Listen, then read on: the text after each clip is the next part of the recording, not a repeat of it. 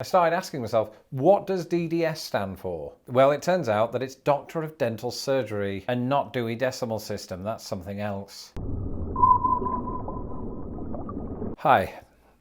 It's been a challenging week. For those of you that don't know, I was laid down by some strangers in masks and had body parts removed.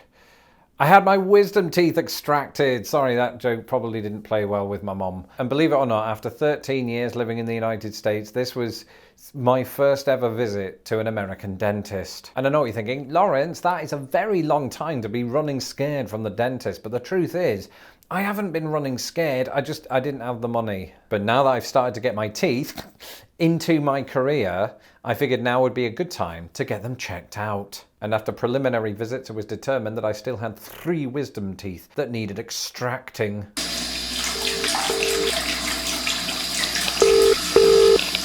Oh, Ella, yeah, hi. No, it went really well, considering it was the most painful thing I've ever done. Yep, even more than the hippopotamus incident of 1996. Well, no, I mean, they injected me first to numb the pain. You know, this isn't the Middle Ages. Now, I went into this visit with the preconceived notions that most of us have about American versus British teeth. In other words, I thought I was going to emerge from this visit looking like a deep fake of Tom Cruise. Sadly, or thankfully, that hasn't happened. But while the dentist was busy sticking a needle that long through my gums, it did get me thinking about those cross-cultural differences. Firstly, are British teeth as bad as some people, not me, have suggested? Well, let's set the record straight. The answer to that question is no. Sure, many of us might have yellow or crooked teeth, but this doesn't necessarily amount to bad teeth. In fact, a 2015 study found that British teeth were as healthy, if not healthier, than their American counterparts. But I admit, it is easy to see why Americans think that we Brits don't take care of our teeth. After all, in America, there is a greater emphasis on aesthetics. From a relatively early age, the straightening of American teeth is achieved through the implementation of braces. And while these are not completely absent from the mouths of British kids, they're nowhere near as prevalent. And the weird thing is, now that the anesthetic's wearing off, it's nowhere near as painful as people predicted. Yeah, it's sort of like how you feel when you've got 8 cold sores or you devour pistachios with an inappropriate amount of gusto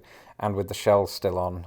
And then there's the question of teeth whitening. According to the market research company Mintel, 14%, that's 45 million Americans, say that they've had professional teeth whitening. Only 3% of Brits can say the same thing. But this isn't just down to Americans prioritizing aesthetics. It also seems to be down to America's considerably looser regulation around teeth whitening. And I'll tell you now, mate, one of the absolute best things about having your teeth extracted is you get to live like a king! Sorry about that. Are you there?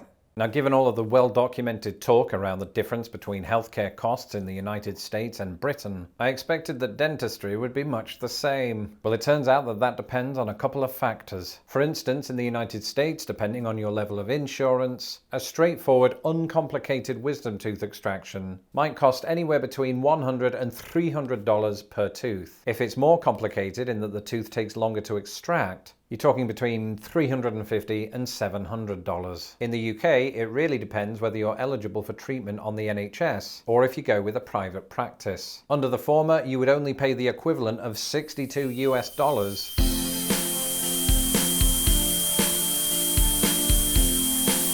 And that's not per tooth, that covers all extractions. The trade-off, though, is that in this instance, the NHS cannot offer the quality of service provided by private practitioners. Try saying that after 12 whiskies. Because of this, many Brits opt to go private, where the cost of a routine wisdom tooth extraction is roughly in the same ballpark as what you would pay in the United States. But if we're talking about those horrible, complicated extractions, private costs can rise to anywhere between $1,300 and $2,800. Thankfully, in instances like this, for those that are eligible, hospital surgery is free under the National Health Service. Well, what I mean is, for the next 2 days, I intend to kick back in bed with a cup of coffee and do no work, except for this video. But that is easy because I just film myself in bed. And then I have to edit it as well and do the colour grading. It is actually a lot of work, and I shouldn't be doing this. Don't tell my dentist. Or my wife. Now, when I were a young lad, I used to watch a lot of wrestling, and at some point in time there was a wrestler who took on the characteristics of a villainous dentist. His name? Isaac Yankem, DDS. 90s wrestling is how I became who I am. But as soon as his hilarious name stopped splitting my sides, I started asking myself, what does DDS stand for? Well, it turns out that it's Doctor of Dental Surgery, and not Dewey Decimal System. That's something else. In Britain, we don't have this initialism, but we do have one that comes close. A lot of British dentists will have the letters BDS under their names, and this stands for Bob Dylan's Songbook, no Bachelor of Dental Surgery. That's it for this video. Until next time, goodbye. Could I get a bloody ice pack? This is killing me. All right, Wills. Well, say hello to Kate. Yeah, all right, me old mucker. Bye.